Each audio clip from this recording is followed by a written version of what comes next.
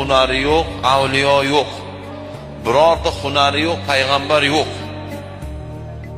Qaysi avliyoni tarixini o'qing, hamma avliyoning bitta hunari bor. Yo cho'pon, yo suvaqchi, yo temirchi, yo attor, yo biznesmen va hokazo. Mana Imom Azam avliyo va olim bo'lganlar, lekin juda katta tijoratchi bo'lganlar.